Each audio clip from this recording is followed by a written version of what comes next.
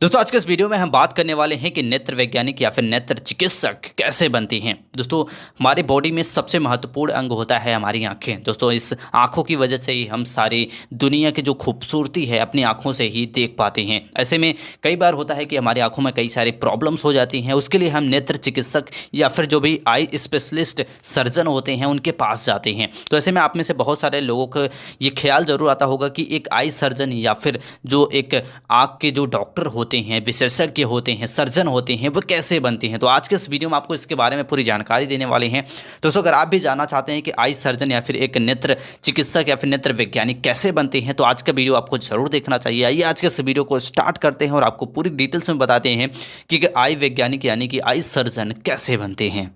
दोस्तों अगर आप भी एक आई स्पेशलिस्ट या फिर आई सर्जन बनना चाहते हैं तो आपको ऑर्थोमोलॉजी कोर्स को करना होता है। इस कोर्स को करके ही आप आगे चल के नेत्र चिकित्सक या फिर नेत्र सर्जन बन सकती हैं। दोस्तों बेसिकली ऑर्थोमोलॉजी की बात की जाए तो इसमें आपको आंखों से रिलेटेड जो भी चीज़ें होती हैं, इसका सर्जरी कैसे किया जाता है, कोई भी प्रॉब्लम्स आ जाती हैं आंखों में तो कैसे उसका इलाज किया जाता है, ये सारी चीज़ें आपको इसमें सिखाई जाती है। और एक कैसे बनती हैं, इसके लिए कौन सा कोर्स करना होता है नेत्र चिकित्सक के लिए, उसके बारे में आपको थोड़ा सा बता देते हैं। सबसे पहले आपको बताते हैं कि एक आई सर्जन या फिर आई स्पेशलिस्ट बनने के लिए कौन सी क्वालिफिकेशंस आपके पास होनी चाहिए। तो उसके लिए सबसे पहले पास होना चाहिए आपका ट्वेल्थ में होना चाहिए पीसीबी यानी कि फिजिक्स केमिस्ट्री बायोलॉजी सब्जेक्ट का, और कम से कम ट्वेल्थ में 50 से 60% मार्क यहाँ पे मांगा जाता है। इसके साथ साथ आपके पास एमबीबीएस कोर्स की डिग्री होनी चाहिए या फिर डिप्लोमा कर सकते हैं ऑर्थोमोलॉजी के फील्ड में।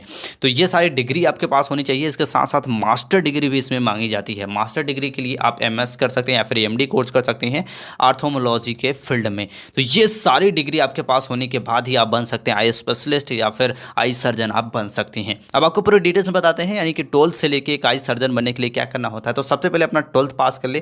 12th में पीसीबी यानी कि फिजिक्स केमिस्ट्री बायोलॉजी से होना चाहिए, कम से कम 50 से 60% मार्क होना चाहिए।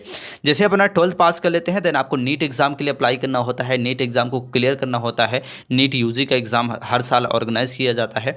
ये एग्जाम जैसे ऑर्गेनाइज किया जाता है इसमें आपको क्लियर करना होता है। इसके बाद आपको एमबीबीएस कोर्स में एडमिशन लेना होता है। दोस्तों अगर आप बैचलर डिग्री लेना चाहते हैं तो एमबीबीएस कर सकते हैं। डिप्लोमा लेवल के भी कई सारे कोर्सेज होते हैं जैसे कि डिप्लोमा इन ऑर्थोलॉजी या फिर डिप्लोमा इन ऑर्थोलॉजी टेक्नोलॉजी, ये दो कोर्सेज होते हैं जो आप डिप्लोमा लेवल के होते हैं। आप बैचलर लेवल के आपके एमबीबीएस कोर्स होता है।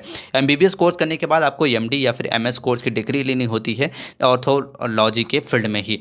इसके बाद जैसे इस कोर्स की डिग्री आपको मिल जाती है वहीं कई कितना समय लगता है इसके बारे में आपको थोड़ा सा बता देते हैं। तो आपको 12th पास करने के बाद अगर आप नीट की तैयारी करते हैं तो 1 साल आपको नीट की तैयारी में कम से कम लग जाएगा, 1 या 2 साल।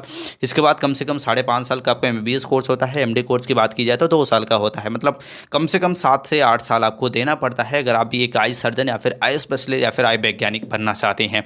इसके बाद जैसे ही सारी एमडी कोर्स की डिग्री आने के बाद आप किसी भी फील्ड में जाके, किसी भी हॉस्पिटल में जाके, गवर्नमेंट या फिर प्राइवेट में एक आई सर्जन या फिर आई वैज्ञानिक के तौर पर कार्य कर सकते हैं। तो ये पूरा प्रोसेस होता है आई सर्जन या फिर आई वैज्ञानिक का बनने का। अब आप में से बहुत सारे लोगों का यह सवाल होता है कि अगर हम आई सर्जन या फिर आई स्पेशलिस्ट बन जाते हैं तो क्या क्या हमारे पास जॉब अपॉर्चुनिटी होती है और कितनी हमें सैलरी मिलती है। दोस्तों आप एक ऑर्थोमोलॉजिस्ट बन सकते हैं जहां की सैलरी लगभग बात करें तो 15 से 16 लाख रुपए आप सालाना कमा सकते हैं। स्टार्टिंग की बात कर रहे हैं। इसके बाद आप एनटीसी स्पेशलिस्ट बन सकते हैं जिसमें लगभग 22 से 23 लाख रुपए इनकी स्टार्टिंग सैलरी होती है। इसके साथ साथ ऑस्मोलॉजी सर्जन होते हैं जिनकी सैलरी लगभग 17 से 18 लाख रुपए पर ईयर होती है। इसके बाद क्लिनिकल असिस्टेंट होते हैं जिनकी सैलरी लगभग 4 से 5 लाख होती है। इसके बाद केमिकल